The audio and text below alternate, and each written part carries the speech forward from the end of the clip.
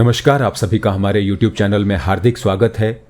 महान यूनानी दार्शनिक एपिक्टेटस की जो सीरीज शुरू की थी उसका ये अगला हिस्सा है और इस वीडियो में जो हम पहला उपदेश पढ़ेंगे उसका नाम है अपना दिमाग किसी और को न दें, अपना दिमाग किसी और को समर्पित न करें। अगर कोई आपसे कहता है कि आपका शरीर किसी बूढ़े राहगीर को दे दो तो स्वाभाविक रूप से आप गुस्से से भर जाएंगे। फिर अपना मूल्यवान दिमाग किसी ऐसे व्यक्ति को दे देते हैं जो आपको प्रभावित करना चाहता है। आपको शर्म आनी चाहिए। अपना दिमाग किसी ऐसे व्यक्ति को जो आपकी भर्त्सना करे और मति भ्रम का शिकार बनाकर आपको उलट पुलट देने से पहले बार बार सोचिए। अगर आपने अपना दिमाग किसी और को दे दिया है तो आप वो कसौटी ही खो देंगे जिसकी सहायता से हर व्यक्ति तय करता है कि क्या ठीक है और क्या ठीक नहीं है। दूसरों के विचार जरूर लें, पर कोई इतना बुद्धिमान नहीं है कि आप बिना सोचे समझे उसकी कोई भी बात मान लें। अगली शिक्षा जो मिलती है, अपने को परिभाषित करें। आप क्या बनना चाहते हैं? आप ठीक ठीक किस तरह का आदमी होना चाहते हैं? आपके व्यक्तिगत आदर्श क्या हैं? आप किनके प्रशंसक हैं? वे कौन से विशेष गुण हैं जिन्हें आप अपनाना चाहते हैं? अगर आप असाधारण व्यक्ति होना चाहते हैं, अगर आपकी कामना बुद्धिमान बनने की है, तो आपको स्पष्ट रूप से उस तरह के व्यक्ति की पहचान करनी होगी जैसा होने की आप कामना करते हैं। अगर आपके पास कोई डायरी है तो आप उसमें लिख डालें कि आप कैसा बनने की कोशिश कर रहे हैं, ताकि समय समय पर इस कसौटी पे नजर डालकर वांछित दिशा में अपनी प्रगति का मूल्यांकन कर सकें। अगली शिक्षा जो मिलती है, चिंतन की स्वतंत्रता। परंपराओं पे संदेह करें, अपने चिंतन की स्वतंत्रता को बनाए रखें। लोकप्रिय धारणाएं और कार्यशैलियां हमेशा सर्वोत्तम नहीं होती। बहुत से सामाजिक विश्वास बुद्धि की कसौटी पे खरे नहीं उतरते। परंपरागत विचार प्रणाली अक्सर गैर रचनात्मक और अरुचिकर होती है। उसका काम यथास्थिति को बनाए रखना है। दूसरी तरफ नए विचार मूल्यवान ही हों, यह भी आवश्यक नहीं है। परंपराओं और विचारों का मूल्यांकन इस दृष्टि से करें कि उनसे जीवन कितना समृद्ध होता है। बहुत से लोग बड़ी गंभीरता से घोषणा करते हैं कि वे जो कुछ कह रहे हैं वो उनका अपना सिद्धांत है, जबकि सच्चाई कुछ और होती है। बहुत से प्रचलित विचार इस तरह हमारे व्यक्तित्व का अंग बन जाते हैं कि हम उन्हें अपना कहकर पेश करने लगते हैं। दिमाग घर की तरह होता है। जैसे घर को नियमित रूप से साफ करने की जरूरत होती है, वैसे ही दिमाग की नियमित सफाई भी आवश्यक है। इसके लिए वांछित है कि हम लगातार अपनी जांच करते रहें। अगली शिक्षा है, दोस्त चुनने में सावधानी बरतें।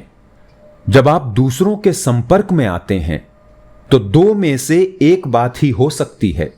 या तो आप उनकी तरह हो जाएंगे या आप उन्हें अपने ढंग का बना लेंगे।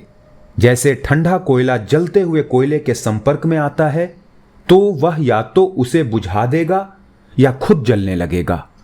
अतः व्यक्तिगत संपर्क बनाने में बहुत ही सावधानी से काम लें। हमें से ज्यादातर व्यक्तियों के पास पर्याप्त रूप से विकसित दृढ़ता नहीं होती, इसलिए हम अपने साथियों को अपने उद्देश्य की ओर नहीं खींच पाते। अक्सर होता यह है कि हम भी भीड़ के साथ बह जाते हैं। हमारे अपने आदर्श दागदार हो जाते हैं, हमारे संकल्प डिगने लगते हैं। जब दोस्त और मिलने जुलने वाले हल्की बातें करने लगते हैं, तब उसमें मजा लेने से अपने आप को रोकना मुश्किल हो जाता है। अगर हम बहुत सतर्क नहीं हैं तो उनके द्वारा तुच्छ चर्चाएं छेड़ देने पर हम प्रवाह में बह जाते हैं। बातचीत का स्वभाव ही कुछ ऐसा होता है कि उसकी बहुअर्थी व्यंजनाएं, अस्वस्थ संकेत और द्वेषपूर्ण अभिप्राय इतनी तेजी के साथ हम पर छा जाते हैं कि बातचीत अस्वस्थ दिशा पकड़ सकती है। बातचीत में शामिल प्रत्येक व्यक्ति को मटमैला कर सकती है। अतः जब तक बुद्धिमान भावनाएं आपके भीतर दृढ़ता से स्थापित न हो जाएं, जब तक आप अपने को बचाए रखने में पूरी तरह से समर्थ न हो जाएं, तब तक आपको अपने साथी चुनने में सतर्क रहना चाहिए और बातचीत का प्रवाह किस दिशा में जा रहा है इस पर बराबर निगाह रखनी चाहिए। अगली शिक्षा जो हमें मिलती है, शरीर की देखभाल। अपने शरीर की आवश्यकताओं का सम्मान करें, उसके स्वास्थ्य और कुशल क्षेम की देखभाल के लिए पूरा प्रयास करें। शरीर की जो भी मूलभूत आवश्यकताएं हैं उनकी पूर्ति जरूर करें। स्वास्थ्यप्रद भोजन और पेयों का सेवन करें, शालीन वस्त्र पहनें और आरामदेह घर में रहें, परंतु किसी भी स्थिति में शरीर का उपयोग प्रदर्शन या विलासिता के लिए न करें। अगली शिक्षा जो हमें मिलती है, कोई आपको आहत नहीं कर सकता। दूसरों में यह शक्ति नहीं है कि वे आपको आहत कर सकें। अगर कोई आपके साथ जोर जोर से गाली गुफ्तार करता है, आपको अपमानित करता है या आप पर हमला कर बैठता है, तो यह फैसला करना आपके हाथ में है कि जो हो रहा है वो वास्तव में आपके लिए अपमानपूर्ण है या नहीं। अगर कोई आपको चिढ़ा रहा है, आपको बुरा लग रहा है, तो जरूरी नहीं है कि आप भी उत्तेजित हो जाएं। यह आपकी अपनी प्रतिक्रिया है जिससे आप चाहें तो मुक्त रह सकते हैं। अतः जब ऐसा लगे कि कोई आपको उत्तेजित कर रहा है, तो याद रखें कि उसके व्यवहार को इस रूप में देखने के कारण ही आप उत्तेजित हो रहे हैं। किसी भी बात पर तुरंत प्रतिक्रिया करने से बचने की कोशिश करें। अपने को स्थिति से वापस खींच लें, व्यापक दृष्टि अपनाएं, अपने को प्रकृतिस्थ करें।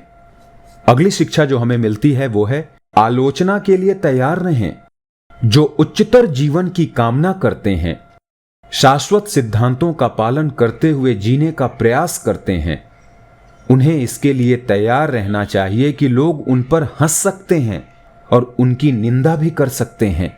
जिन्होंने सामाजिक मान्यता और ऐशो आराम पाने की कोशिश में अपने निजी स्तर को क्रमशः गिराया है, ऐसे बहुत से लोगों को उनसे गहरी जलन होती है जो विचारशील स्वभाव के हैं और अपने आदर्शों के साथ समझौता करने से इनकार कर देते हैं। इन पतित आत्माओं की प्रतिक्रिया में अपना जीवन कभी न जिएं। उनके प्रति करुणा की दृष्टि अपनाएं और जिस राह को आप ठीक समझते हैं उस पे अडिग रहें। अगर आप अपने नैतिक आदर्शों पर दृढ़ता और विनम्रता से चलते रहे, तो वही लोग जो आज आपकी हंसी उड़ा रहे हैं, कल आपका सम्मान करने लगेंगे। धन्यवाद। इस वीडियो के लिए काफी शिक्षा हो गई, बाकी अगले वीडियो में देखेंगे। आप देख ही रहे हैं, सारी बातें बिल्कुल पॉइंट टू पॉइंट हो रही हैं, जो एक जीवन जीने के लिए कितनी जरूरी हैं। चलिए, मुलाकात होगी अगले वीडियो में। धन्यवाद। जय हिंद।